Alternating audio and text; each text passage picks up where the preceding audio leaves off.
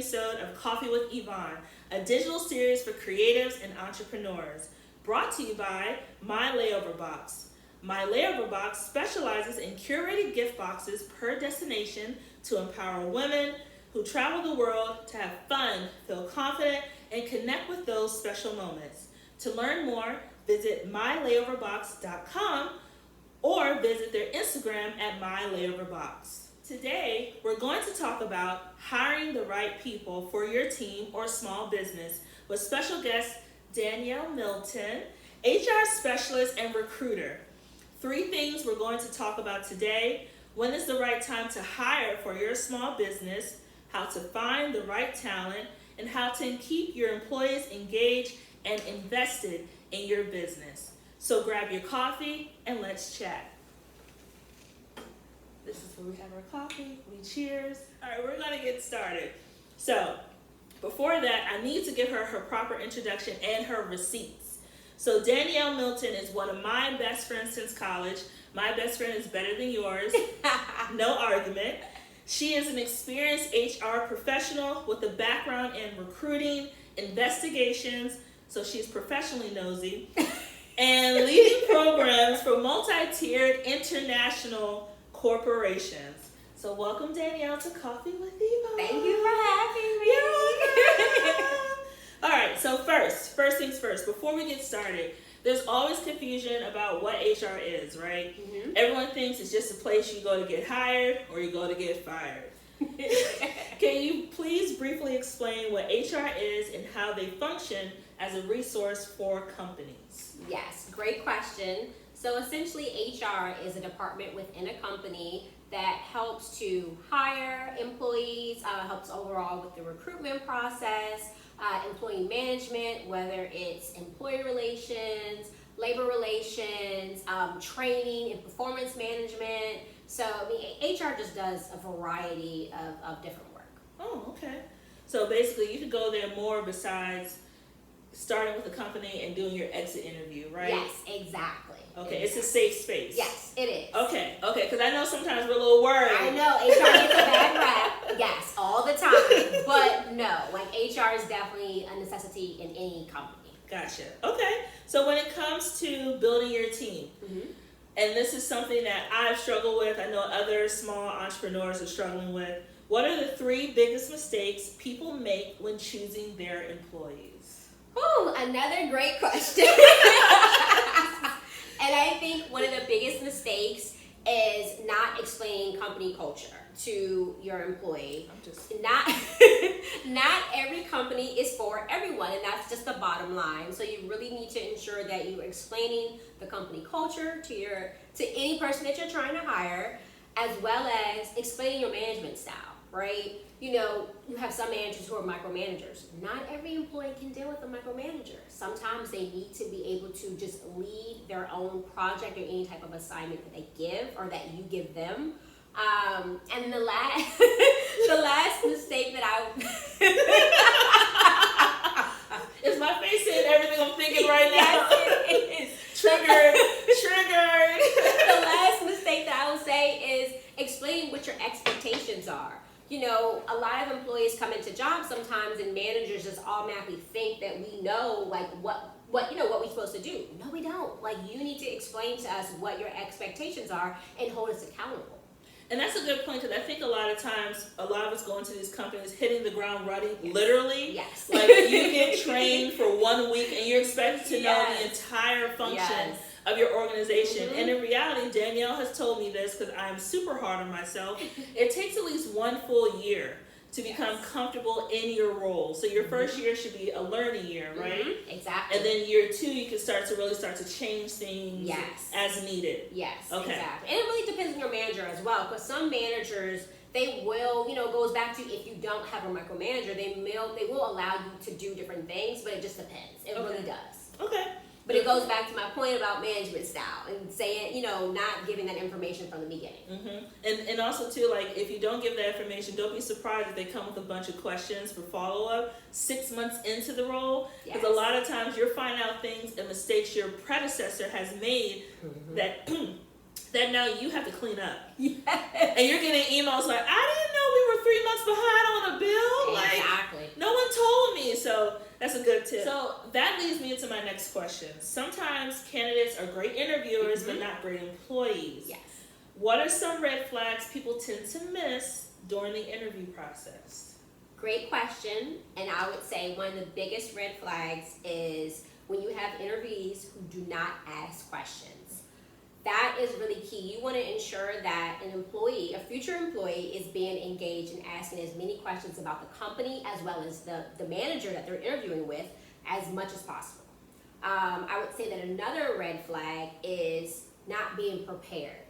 If I see that, if I'm interviewing you and I see that you are not being prepared in an interview, I'm going to think, okay, if I hire this employee, are they going to be prepared on a day-to-day basis? And then I would say that the third red flag would be not being confident. Now, keyword, confident, not cocky. Okay. So you want to ensure that you're being confident, because I want to think, okay, if I'm going to hire this employee, are they going to be confident in a meeting? Are they going to be able to lead a meeting? Are they going to be able to ask questions and so forth? But again, you want to be confident but not cocky. You don't want to do too much, but you want to ensure that this is an employee that, you want to ensure that you want to be hired. So for being prepared, do you mean like doing your research about the company? Yes, exactly. Maybe seeing any past projects that they've done, that kind of stuff? Yes, and even, LinkedIn, right? We have LinkedIn, so you can even look to see, sometimes you can look to see maybe who had the opportunity before you did. So just doing your research. So to your point, doing your research and really truly being prepared. And so when I see that, if I'm interviewing or managers are interviewing and they see that those three red flags that I just mentioned, if any of those are coming up, no. Okay. Those are mistakes that interviewers make all the time. One thing I did for my current role, I actually researched the person who will be my direct manager. Great. And I looked up her background. Yes. So then when we were talking, I pulled references from her company out and then also tied it back into the company that we currently work for. Exactly. Okay. Exactly. Like I said, I'm a great interviewer. Exactly. And that's what you want to do as an interviewer. Okay, awesome. So speaking on a personal level, as a creative, we tend to work with other like-minded individuals, which can be a challenge when providing feedback. We're a little sensitive. What are some tips for providing constructive feedback to help build your team up and not tear down their confidence? Woo! These questions are just phenomenal. I'm just loving them. I am just loving these questions. Call me, girl.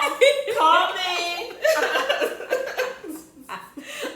But the first tip that I would say is really to provide that positive feedback first. And, because most times constructive feedback, it's a nice terminology, but really it's most time negative for the most part, because it's something that you want to improve, right? But if you start as a leader with the positive feedback and then go into the constructive feedback, whether it's process improvements or so forth, I think that really helps an employee and it doesn't break them down, versus if you just start with negative feedback right away. It's just not a good look for you or for the employee. Okay, so kind of like a compliment sandwich. Yes, exactly. I love that. Compliment sandwich. Yes. So use a compliment sandwich when talking about areas of improvement. And then for the employees too, don't take it as something that's, you will never improve. Yes. Also look at your colleagues as resources to helping you improve. So for example, for me, I struggle with managing multiple projects at the same time because there are a bunch of deliverables. So I talked to my one colleague about becoming better in Asana, so I can be able to streamline those processes. And she was very helpful. But also remember that your colleagues are busy as well, so be mindful of their time. So use your resources that are in-house that shows your direct manager that you're actively working to get better instead of just complaining at your next review. Your review and not taking action can block your promotion. Yes, I 100% agree. And just to add, some additional tips, I would say that you just really want to ensure that you're providing examples. So if you're giving the feedback and you want in this areas of improvement, because it is constructive feedback, you want to ensure that you're giving not just one example, but multiple examples of this is when the situation occurred, this is what I think we can do better. So that's the thing. In addition to positive feedback first, then the constructive feedback, examples, And then the last thing that I would say is some solutions to how they can improve. So whether it's going back to Vonnie's point, working with your colleagues as resources, or it could simply be, getting a mentor, as well as training classes outside of work. So there's a lot of different areas that you could really, I feel like that would be helpful. Yeah, and for reviews, I would prefer to at least prepare for a review a few days in advance. Sometimes they are sprung on you where you don't have a chance to review, Yes. but always keep personal receipts. Yes. And one thing I do is I always save any work that I've done on my personal notes folder on my phone, so I can pull it as a reference. So when that time does come up, I'm not scrambling to find examples of what I've achieved. I can say, okay, this is what I've done. These are the deliverables I've executed, and these are the results. So always be prepared, even when you have things you can work on. Yeah, so essentially a list of accomplishments. Yes. Keep a list, keep receipts, because that could block you from your promotion as well. Yes.